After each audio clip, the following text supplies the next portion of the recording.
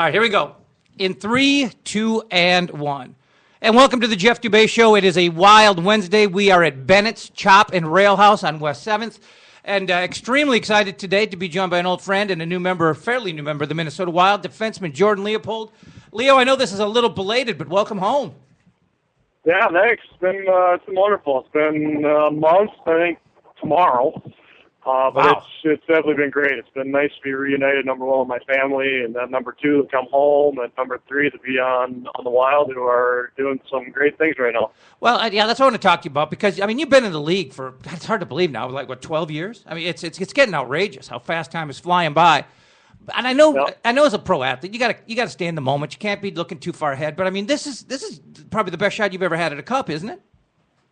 Except that, I mean, well, when I was in Calgary, I went to Stanley Cup Finals, Game 7. Oh, yeah, that's a pretty good chance. That's a pretty good shot.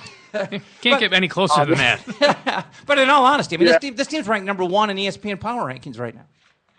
Yeah, it's been 13 years going at it and trying to get a crack. You know, you get there. I went to the Stanley Cup Finals the second year, so, you know, you get there, you're naive, you think you're going to be there every year, and I tell you the truth, I mean, it's been tough to get out of the second round, whatever team I've been on, and it is tough to get there. So, you know, I know everybody's excited, but there's a lot of work ahead, and there's a lot of luck involved, there's a lot of, good bounces, whatever you may call it, but, you know, if there's ever any chance, this is a pretty good chance for us and a pretty good opportunity, but we're excited as well.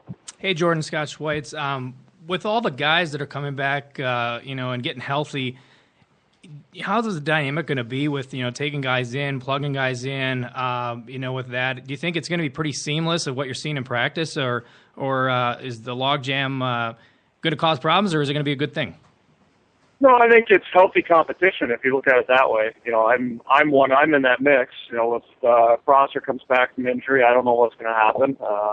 There's definitely decisions to be made, but you have to respect what the coaches end up doing and just go with it. We're a team first, and I think we have some pieces that can easily be slotted into any place on any given night, and we have been pretty seamless, in the past few weeks doing that.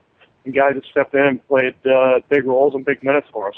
Yeah, and I guess with people kind of really stepping up, your defensive partner, Matt Dumba, beginning of the year, I guess I would have never thought that he would have come this this far, this quick.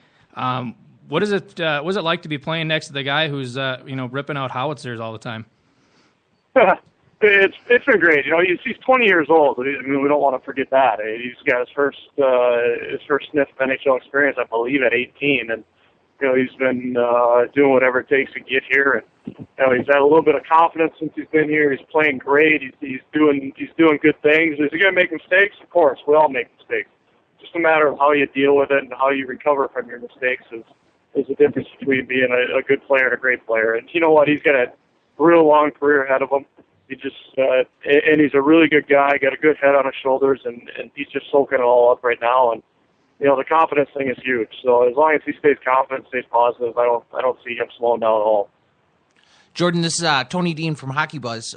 My question for you is: past years, your name has been floated to the Minnesota Wild, and this year, the opportunity to come home. I was very impressed with. The genuine excitement you had to return here. What has the Wild meant to you as a hometown team? I grew up with the North Stars. I think you did too, because we're in the same age area. What has the Wild meant to you as a hometown team? Yeah, and same scenario. I grew up with North Stars, all those greats, all the years. They left when I was 11 or 12. And it was kind of a thorn at the time, but actually the whole community. And then the Wild came in when I was in college and kind of resurrected the NHL thing here in town. And ever since the Wild have been here, I've always followed them. I mean, I'm a hometown guy. I've always been there. I've always dreamed to play at home. But I went to the University of Minnesota, a flagship program here in the state, and my whole goal in life was to play for the Gophers. Since the North Stars weren't here, it was okay. I want to do the next best thing, which is play for the Gophers. I accomplished that, and then since the Wild came back, I always wanted to play here. It just hasn't worked out, either through free agency or through trades, whatever it may be, or I just wasn't the piece that they were looking for. And it happened to be at the end of my career where it's kind of bittersweet. I get to come home and potentially, most likely, end my career here, and it's been great. I mean, I'm so humbled. I'm so appreciative just to get the opportunity to play at home. But I'm excited. I want to be here more than anywhere else, and I think it's perfect timing with my kids, the age they are, and where I am in my career. I think I appreciate it, and they're genuinely way more excited than I would be if I was a younger player in the NHL. My follow-up question, I think we tend to be, especially, myself being in internet media, internet writer, blogger, whatever, people want to call it. I think we tend to be in a bit of a bubble here with regard to how we view the Minnesota Wild. So when Zach Parise and Ryan Suter signed here, I think a lot of people viewed it as buying a championship. But I really felt like it was changing the brand of hockey here, and it would really make this a place where especially Minnesota players born and bred would want to return and be a part of something special. Is that kind of the indication you got as a player? I'm really interested to kind of see how you viewed it. Well, I mean, anytime you sign guys to that amount of term, it shows a commitment, and it really does. And, Zach's a local guy. Did he play for a local team previously? No, other than Shattuck. And, Suits is from the Midwest, being Wisconsin, and having college roots there, and knowing, what Minnesota's all about.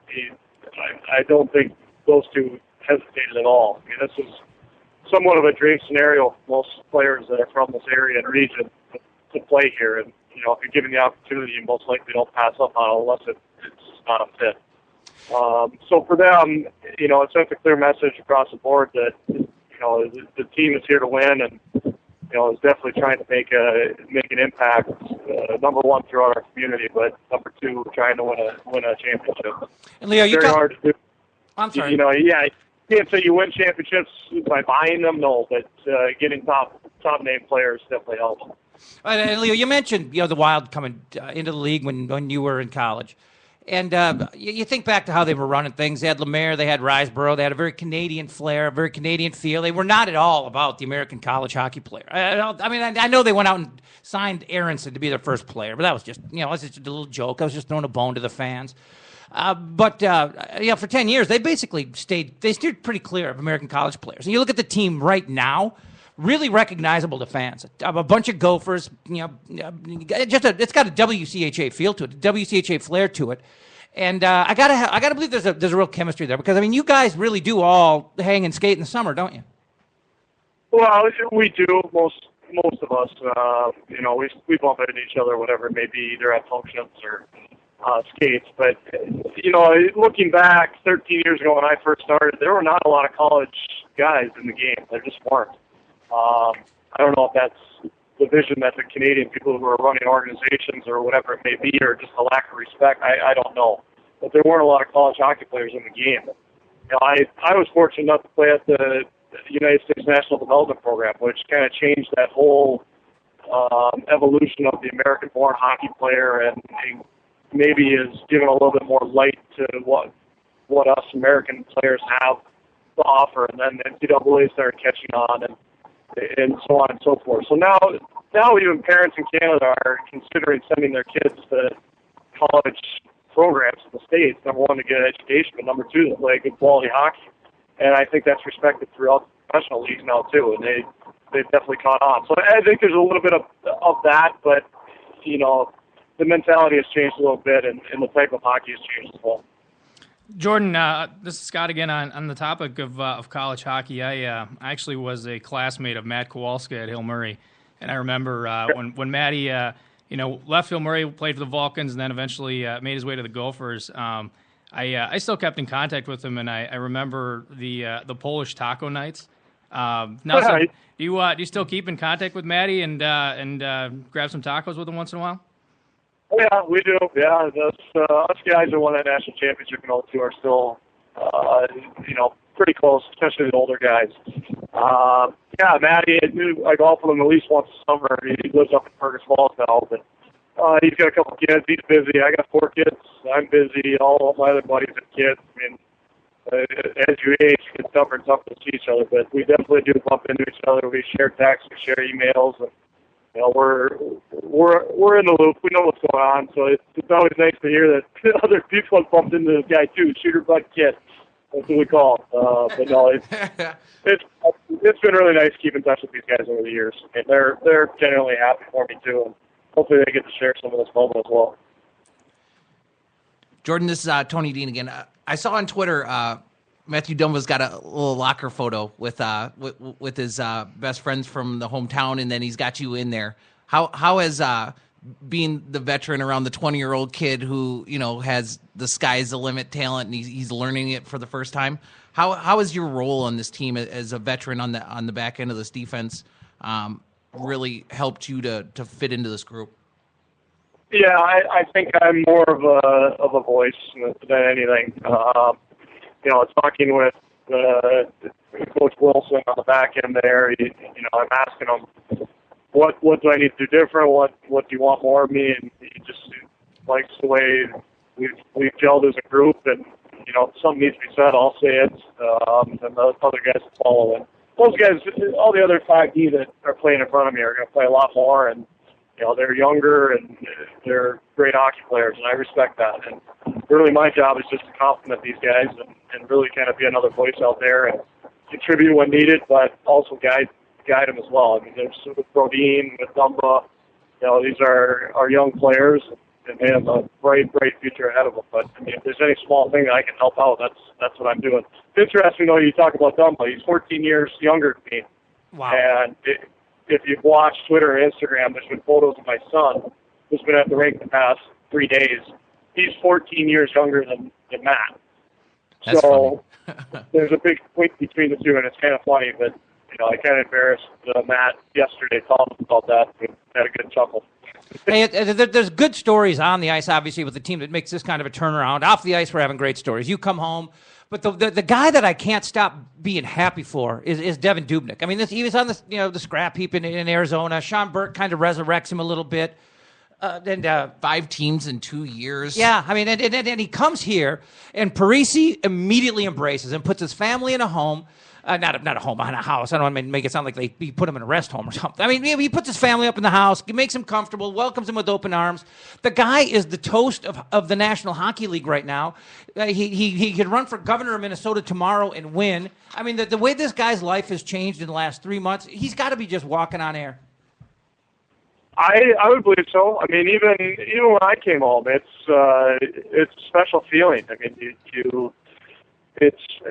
I don't know. You can't even put it in words. I mean, for him, number one, his confidence is sky high, and that is probably the biggest factor in anything in hockey. Nobody really talks about it that much, but when you're feeling good about yourself, it doesn't matter. It's relative to life. If you're feeling good about yourself, you're normally doing things pretty well.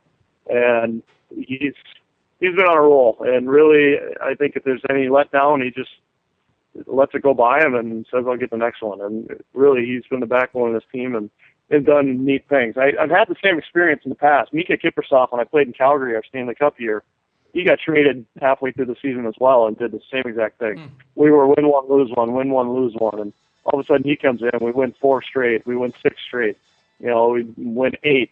And it just totally put life into us, and everybody in front of himself and all of us players just started building confidence as well, knowing the goalie has got our back at all times, and we're gonna win things maybe when we shouldn't, but that's how you win as a team. Hey, and in closing for you, Leo, as a former North Star fan, it's got to be kind of cool for you that the regular season is probably going to come down to a game at Chicago against the Blackhawks. Yeah, it could. I mean, there's wild things every year that end up happening. I remember I was in St. Louis last year, and we were potentially slotted to play the Wild, and we lost. I think we ended up losing 6 straight, and we lost that position and moved down the standings, and we ended up getting Chicago. And tough opponent first round, obviously, but whatever happens, and things happen for reasons. And to be the best, you got to beat the best as well. And whatever it may be, I think we're up to the challenge right now. Leo, we really appreciate the time today. It's great to have you back, and it's great to hear from you on a personal level as well. So good luck to you. Hey, by the way, have you talked about anything beyond this year yet? Getting what? What's that? Have you talked about anything beyond this year with this franchise? No, I haven't. I think that will all take care of itself.